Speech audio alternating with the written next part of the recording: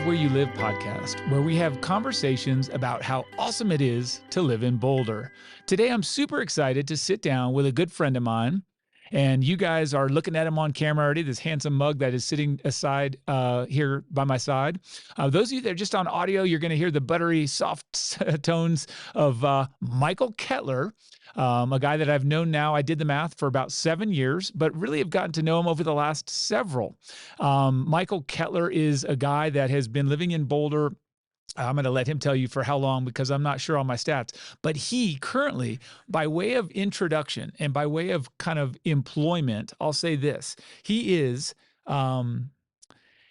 the director of client experience at the Willow Home Concierge, which is an amazing company that kind of interacts with what we do, what Amanda and I do with our business. But that's just a small slice of what Michael Kettler does. Michael is a guy that I met through the athlete kind of world, running. I met him, actually I tried to keep up with him on a run one day, and I realized that was a really bad idea. But I met him in that sphere. And so, Michael, I'll say this. Welcome, and thank you for taking time to be here on the show with me today. Thank you so much, Michael. This is just another day in the life for you. This is such a great experience for me. Appreciate it. Well, likewise. No, this is, you are a perfect example of why we started this podcast. Was we want to have conversations with people that we know, we like, but we want to know more about and share your awesome story, share your experience with the people that are listening to this podcast. So this is the stuff. You tell me, we're going to start out with kind of what brought you here to Boulder. But first I want to say, where did you come from? All I know is you're a guy from Missouri. So tell me a little bit about what was it like to be Michael Kettler growing up? Give us a little backstory. Yeah, I grew up in St. Louis, Missouri, smack dab in the middle of this wonderful country of ours. And I grew up with 3 brothers and a sister. I grew up, I've spent every day of my, every day of the summer life with some kind of ball in my hand. My brothers and I all played baseball pretty competitively all through high school.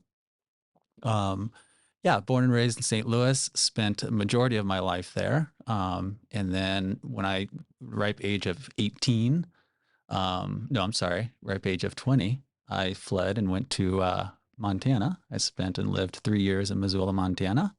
And that was the early 2000s. Where I learned an incredible amount about myself and what I really wanted. And I think that leads me to a part of the reason why I fell in love with Boulder. Okay, so I don't know anything about St. Louis. I really don't. So what's it like growing up in St. Louis? St. Louis is, I lived in the suburbs of St. Louis, 20 miles or so just west of the city. Okay. Big sports town, as we all know, the St. Louis Cardinals and the St. Louis Blues. Go Blues, go Cardinals. So incredible sports town. I grew up in the suburbs, so you and all of your neighbors were heavily involved in sports.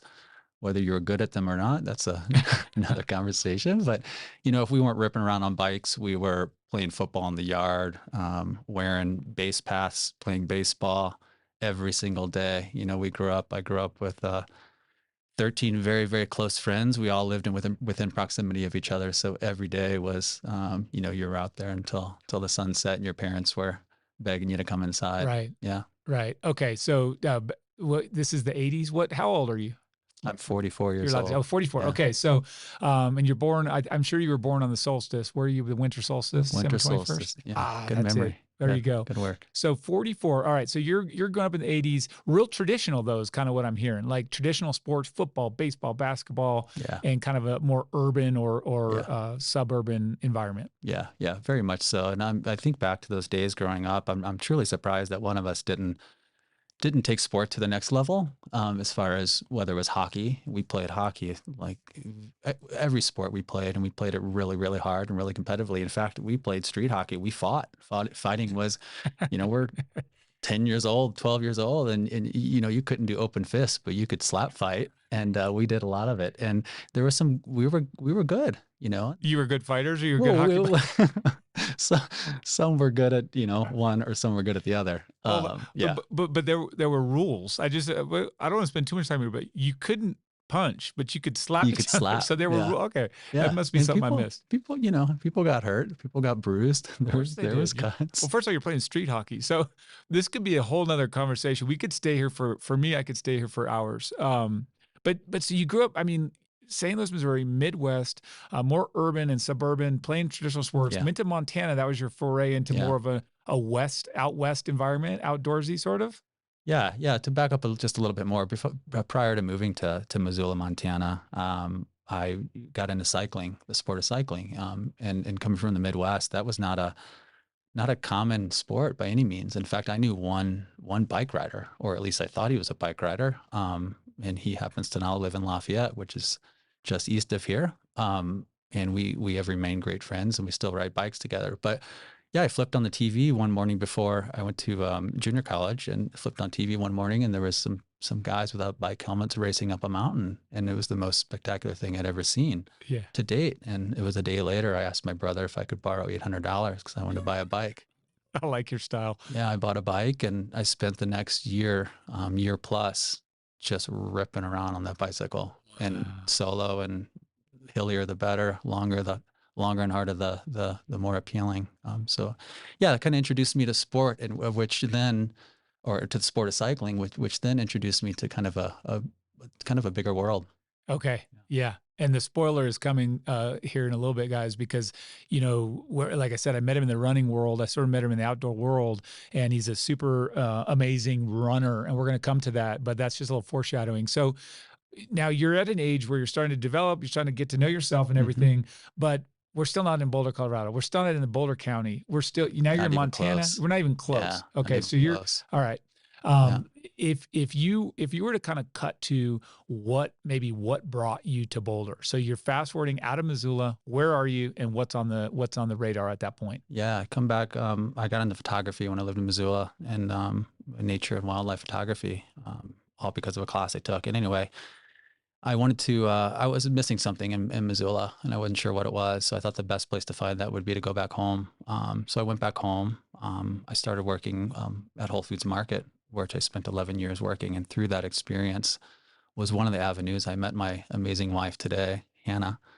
And so it was knowing, and it was our life together, that eventually brought us to Boulder. I introduced Hannah to bike riding, to cycling, and so she and I used to take trips to go watch the U.S. Pro Challenge, which was based in Colorado. There you go. We did that. We did that 2 consecutive years, and we'd bring our bikes, and we would, ride some of the stages prior to the race occurring. And yeah, so that originally brought us out here. And I remember we're from St. Louis, and St. Louis Bread Company, Panera.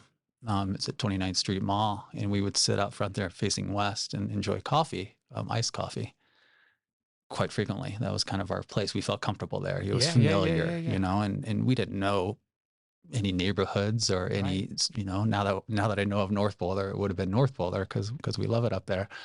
Yeah, but it was one of those trips that we were sitting there, and we felt this was our next step in our life together, and this place was special. How can we make this work? And this was what year? This would have been 2013. 2013. You're sitting there at Panera. So probably the spring of 2013, summer of 2013. And to be fair, if anyone's ever, most of us have, but the 29th Street Mall is a pedestrian mall, but gosh, the setting, like there's nothing blocking the views of the west. So you could have pretty incredible views of Flatiron sitting there. Thankfully, yeah. Yeah. So you're sitting there, you're thinking, I've got to figure out a way to move to Boulder. And then how did you make that happen, you and Hannah? I want to toss another thing in there. Rock climbing was a big part of kind of the introduction to Hannah and I's relationship too. I was a big climber. I climbed a lot in St. Louis, Southern Illinois. And so that was a big sport of mine. And in fact, that was the first community that I introduced Hannah to, was the St. Louis climbing community, which was a group of very close individuals, very responsible, healthy, happy outdoors people. So anyway, we took climbing and the sport of cycling to again, that's what introduced us to Boulder. That's what brought us out here. Yeah. Okay. So if you're hearing what I'm hearing, folks, total Renaissance man here, and not only is he growing up doing all the sports, traditional sort of basketball, baseball, you said football, but you're really good at it. You're playing hockey. Then you go to Montana. You start doing photography, which is completely non-athletic, by the way. I mean, no, I shouldn't say that. You could be climbing. You could be doing some amazingly athletic photography, but the photography. Then you then you come in. You talk about rock climbing, but you're also a cyclist, and then that even I think we haven't even scratched the surface. So No, not really. let's scratch. Let's go a little deeper. So and by the way, 2013, you decided to move here. You and Hannah. Yeah. When did you make it happen? Yeah. We weren't sure how we were going to do it. First thing was look for a job. So I was at that point, I was 10 years in at Whole Foods Market. So I transferred. I received a position at the Superior store. So we transferred, and we actually, sight unseen, we rented in Louisville, right across from the store in Superior, right across, 36 from that Whole Foods Market. Hannah got a job at Namaste Solar, which is a really prominent solar company here in Boulder. Yeah. And so, that was our ticket in. Yeah. And sight unseen, we rented in Louisville. We did so we actually broke our year lease because we wanted to be in Boulder. Yeah. We were just over the hill, but it wasn't quite close enough. Yeah, not close enough. So the next question was, how are we going to make that work? Because it's a little more expensive. Yeah. But we made it happen. And I think that's when I met you. You guys were living up in North Boulder. Yeah, exactly. And that's when we came across one another. And so, all right, you've moved here, but from St. Louis. Was Abe with you guys then? No, Abe. We had a little Boston Terrier named Rex. Okay. That many friends remember well. Okay, I don't remember him. I'm not a good friend. Maybe after the little Rexy, but that's good to know. So, all right, so you roll in. So it's 2013 though. Like you guys decided and December. made it happen right then. Okay, Yeah. so just over 10 years ago, your first impressions about being a resident, like what? Right? Isn't it just over 10 years ago? Yeah. You're in Boulder County. You've come over the hill. You're in North Boulder. What's the first impression? Yeah. Are you happy, or is it, oh my gosh, let's go back to St. Louis? It's a great question. No, we weren't happy. Yeah. We weren't. It was tough. Okay. We lived in Louisville. The experience we had in this particular apartment complex in Louisville wasn't a good one. Yeah. And that's a whole nother story. It was December, and there's an area up in Louisville called Davidson Mesa. Yeah. It's talk about a view. Scenic, yeah. Yeah, an amazing view. It's an amazing loop. It's just over maybe 5K or slightly. Yep. Yeah. So that was let's just say I was jogging at that time. So that was my daily run. And this is December. I think might have been one of the coldest winters on history. And the winds up there, it's incredibly exposed. So my daily runs I was just getting blasted by the wind, dark skies, it was harsh winter. And so I told myself, I said, if I'm going to keep doing this, I need to find a group because this isn't sustainable. Yeah. And he and I had a little overlap in a group in St. Louis, running group, but outside of that, I had no experience in a running group. But anyway, fast forward, I emailed what was called the Boulder Track Club. Yeah. And I said, hey, I need to find a group, to run with. And based on, I did one race many years prior to that. So I submitted that time, and he said, well, I think this would be a good coach for you. And I was introduced to a gentleman named Clint Wells. And that community that provided us, or provided me, Hannah joined the club as well, as well as Namaste Solar. Without those two communities of friends that are to date some of our closest people, I don't think it would have happened. I think we would have probably got a ticket out. Yeah. But it, with the work that we put in to build those communities, that's our pride and joy. 100%. I love that. It starts out where you just, and this is, we intro the podcast saying why it's awesome to live in Boulder, but we also recognize, and we've talked to other people about the negatives and the downside and the difficulty. And Amanda and I discussed this when we first moved here. Where's the community? You've got to find it. So you got in and chiseled it out, Boulder Track Club. That's how you and Amanda met. Yeah. And that's how we end up getting to know one another. Mm-hmm. You're still running with Boulder Track Club, Still right? running with Boulder Track Club, yeah. I love that. That's it. 9 years later. 9 years later, still with the BTC. Yeah. It's evolved a bit, and Clint Wells still here. We'll have to get him on the show. You just mentioned his name, and another legendary Boulder resident that ran at CU with the Buffaloes. Okay, so if we do look at now, you're a year, let's say inside that first year or so, what are some of the things that you did love about being here, even though you were struggling with community and the wind and Yeah. everybody struggles with the wind. Yeah, I think it's some of the obvious things. I mean, it's hard not to the weather first. That's top of the list. We see a lot of sunshine, and even on a 30-degree winter day, if the sun's out, it's you don't need many layers. It's quite wonderful. That was a huge part of it. And again, back to the community. Yeah. It only grew, and we built just some really close bonds with some people, like I said, that to date remain really great friends. Yeah, and just it's such a place. It's. I was thinking about that. I went skiing this morning, a little Nordic skiing, and I was thinking to myself and thinking about this podcast today, and it's truly a unique place we live. Right. There's nothing like it. I And mean, I was thinking, there is pieces of Boulder elsewhere, and maybe some larger cities, but because the population here is not so grandiose, it makes it really unique. very unique. Very unique. Yes. So you went Nordic skiing this morning. Yeah. It's 11 a.m. I mean, you've got a job. You work at Willow. You're here doing this podcast. Yeah. How did you squeeze in Nordic skiing? Tell us about that a little bit. Yeah. You wake up at 5 a.m. You leave the house at 6. You get up there at 6:55, and they open the gates, which is pretty rare for a Nordic center to have gates, but somehow Eldora found a way to put gates in. But anyway, yeah, 7:00 they open up. I actually tried today at 6:59. It doesn't let you. No, 7:00 or bust. Okay. Anyway, yeah. So as long as I tell myself, hey, if I can get to my desk by 9:00 and ski a good solid hour plus, it's a good day. That's a great It's a great way to start. So good. And we're blessed to have that because it really is accessible. Yeah. Even not at 6:59, but it is accessible at 7.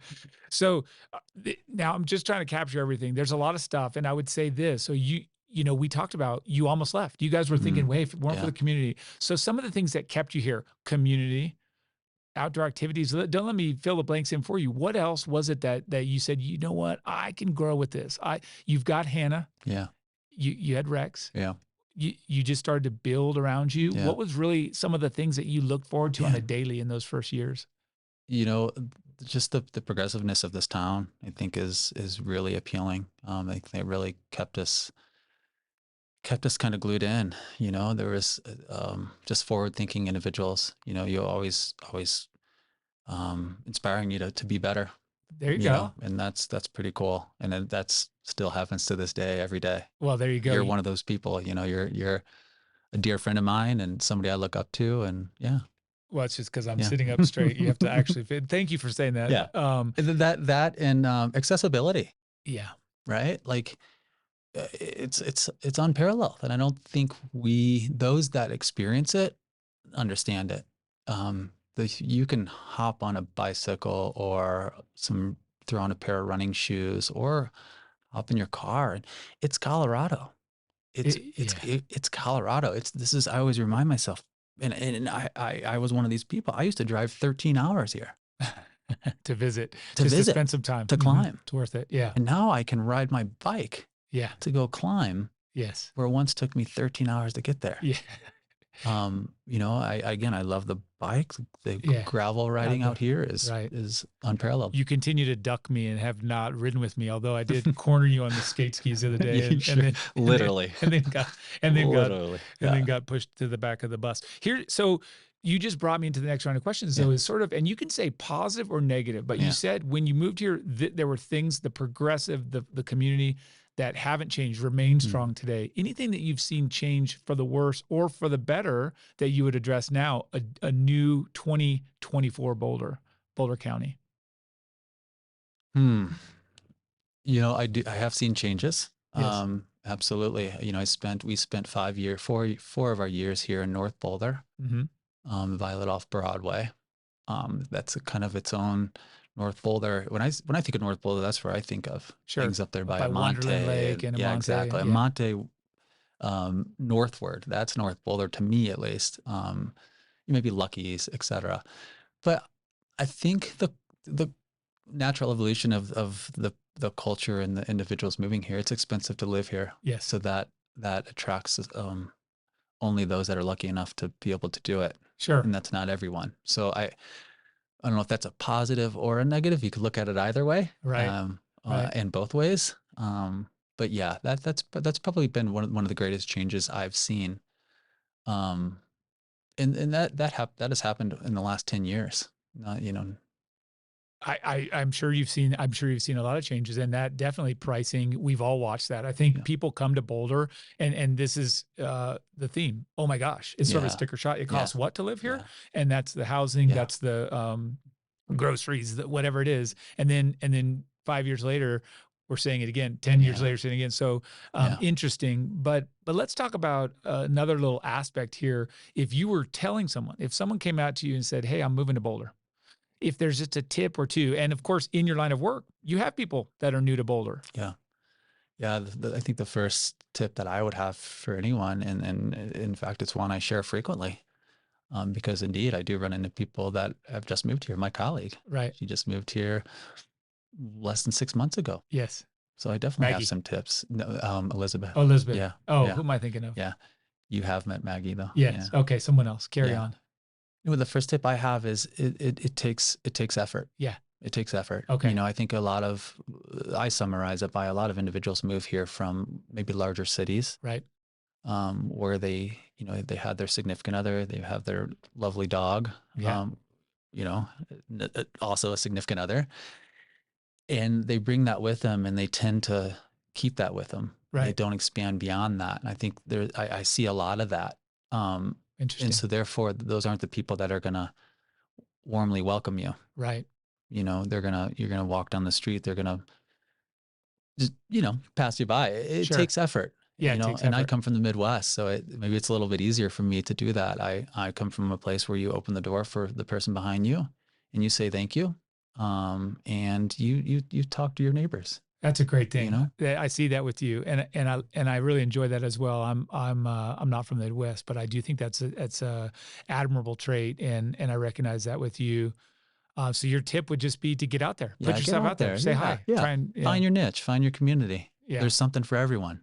I know There is something for everyone. that's In true. fact, there's communities here that I still have not been introduced to, and some of them I don't need. This is a family show, is what I like to say. When no, but I don't know that's Yeah, true. So which makes it all the more appealing to me. totally Yeah, no, it's very for as it's small as it's quite diverse, isn't it? absolutely, Yeah, from a absolutely. standpoint of what people like, what they Yeah, do. yeah, So tell me a little bit of yeah. this. Now we referenced it. What's Willow? What do you do for work now? Mm, What's your occupation? yes, yeah. So 2.5 years ago, I joined Nick Karras. Was my business partner or a colleague, and he was starting a company, a home concierge company. It was a recommendation. He was a handyman carpenter, and it was a recommendation from one of his clients that he said, you've delivered more than just the service. Like, you've educated me so much on my house globally, so much Right. more about my house that is so helpful, Valuable. valuable. For Yeah, sure. like you should consider starting a concierge company, for homeowners, solely focusing on on one's home needs, whether that's annual maintenance, ad hoc repairs, small remodels, whatever it is. I mean, we're homeowners. We know, we get Right. it. A- it's a lot of work. So give me like two examples. I call you Yeah, up, I say, I want you to work for me. What do you do? How do you what's the service? Couple yeah, ideas. yeah, yeah. As far as what services we provide, Yeah, or what what? is, Oh because my gosh. concierge, what does that mean? Yeah, I mean, just for someone, I kind of know, but some people might not know what I'm saying. yeah. I mean, example. Hey, Michael. I just left town. I completely forgot that we're having this armoire delivered tomorrow. Gotcha. And hey, would you mind, rather than trying to ship it back to wherever it came Yes. from, or it's sitting on the porch, Mm-hmm. or asking my neighbor to lift a 400-pound armoire into the house? Could you see that it Gotcha. gets into the house? Could That's you? amazing. Or, hey, I just got a notification on my water sensor alarm that there's potentially water dripping from the primary bedroom or primary bath sink. Whoa. Could you check it out? Absolutely. We're, Okay. we're there in 10 minutes. That makes sense. The list goes on and on. Every day is a new day. And I think that's what makes it so incredibly fun. That's Yeah. very cool. Yeah. Yeah. So, and funny, we just had this thing where I was standing by my sink the other day, and water Mm. out of the clear blue, water started spraying everywhere. Mm. And all I thought was, thank goodness I'm here Yeah, right now when this exactly. happening. Yeah. So we were able to figure out what was going on. But that'd be something, for example, if that happens Yeah, and that yeah, alarm absolutely. goes off, you guys Yeah. are on site. Yeah, you know, a lot of our homeowners are those that have maybe one or two homes. You Sure. know, this they may spend 6 months here intermittently throughout the year, and the last thing they want is to worry about these things when they're visiting.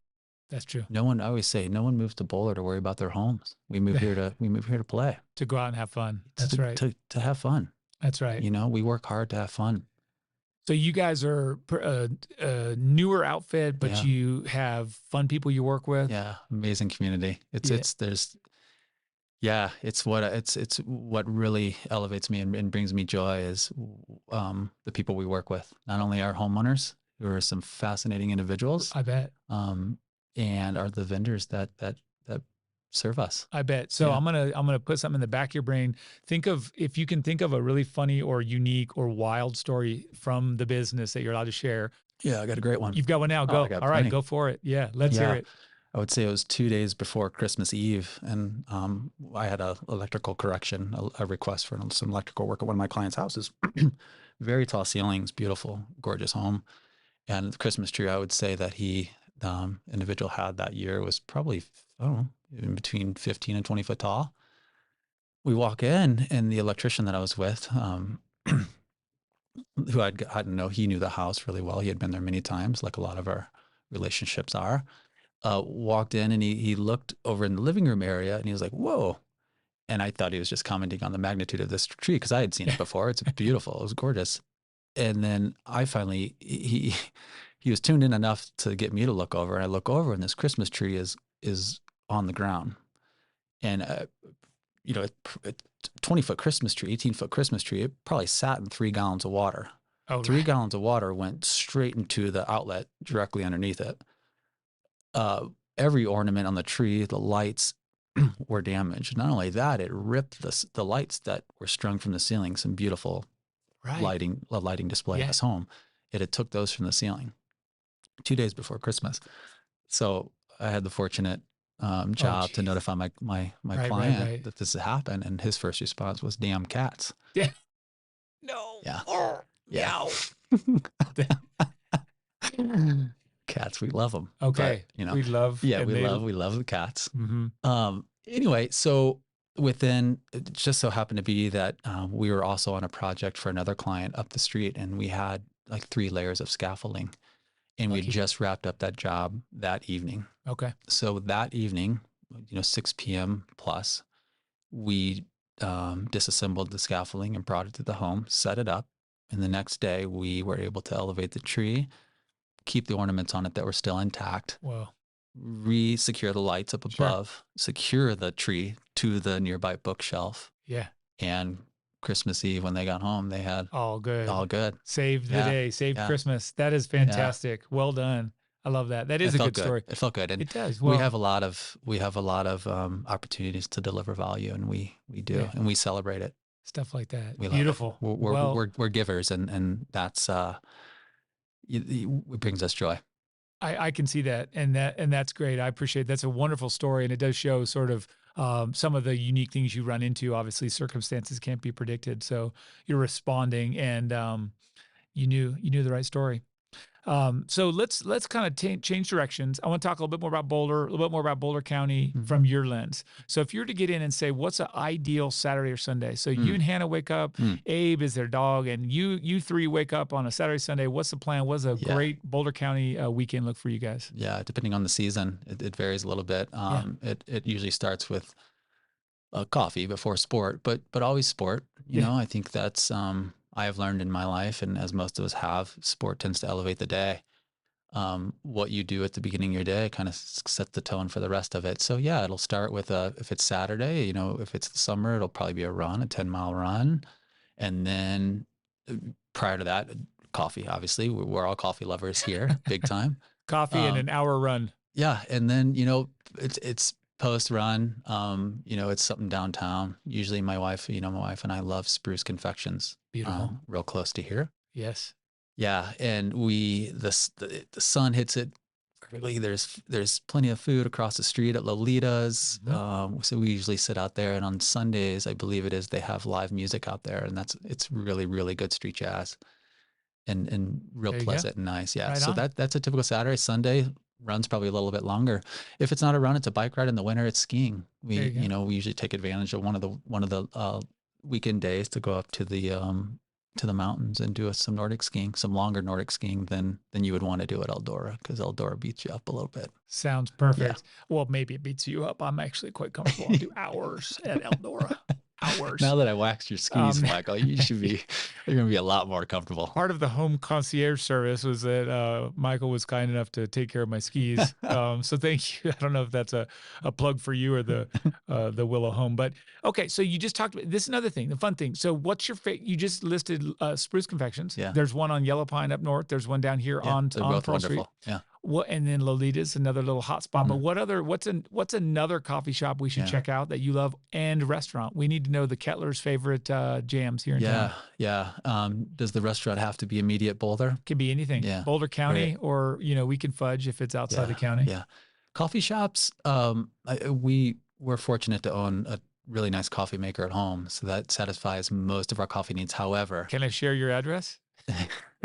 Yeah, I'll. Sorry to interrupt. Yeah, we'll put a link to your location for your coffee. Okay, no. Carry on. It'll be Spruce Confections, or it'll be Boxcar most likely. Boxcar. Tell us about Boxcar. Yeah, Boxcar is a hipster joint. Yes. It's very nice. Another lovely piece of Pearl Street. South facing, warm as all get out, even on a winter day. Beautiful.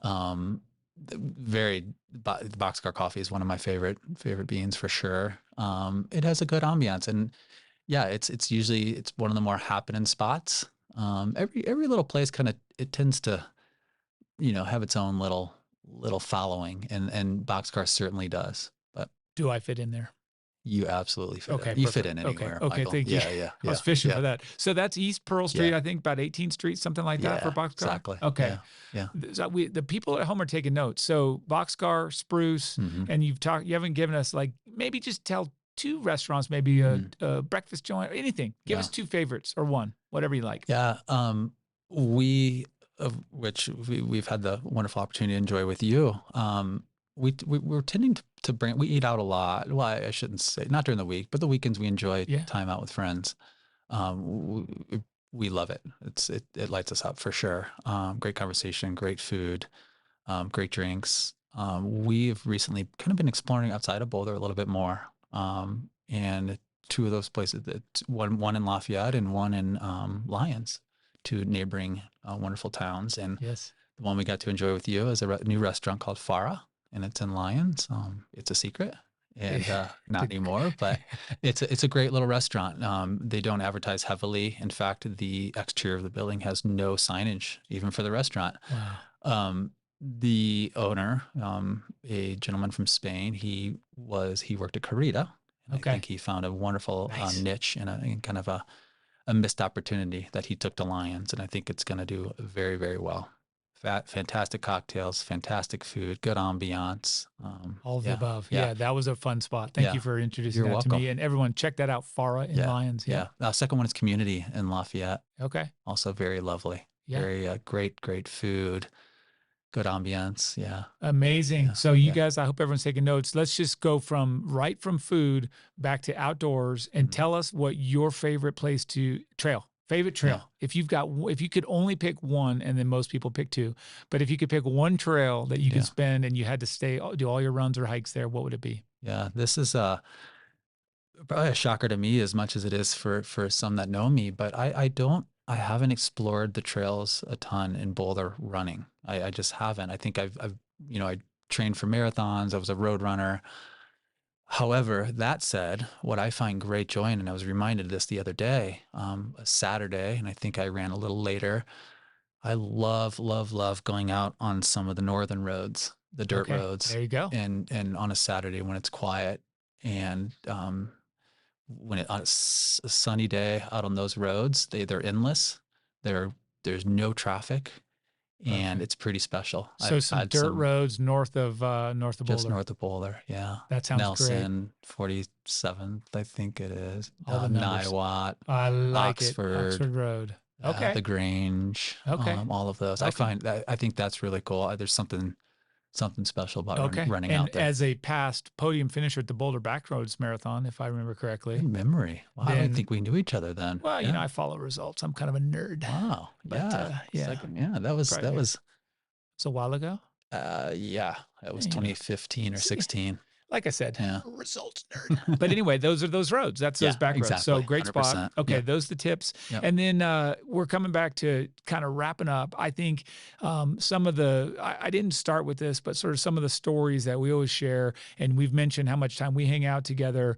I'll say this, for me, when I think about anyone out there kind of exemplifying, I don't know, really just Boulder County living at its finest, it's you and Hannah. And I say that with all earnest intentions. You guys are here. You work hard. Yeah. You go out, it's a cliche, but you play hard. Yeah. You interact with your friends. You make the effort. I think you guys are really doing a job. And I say this because I feel like often the acknowledgement of others and the positive light they're putting out in the world is underutilized. And you guys, I always get a smile on my face when I think of Michael and Hannah Kettler, Abe as well. But when I think of you guys, you're living I think the Boulder dream. And to that, I say kudos and keep doing what you're doing. Yeah. Thanks, Michael. We're truly blessed. We have worked hard for it.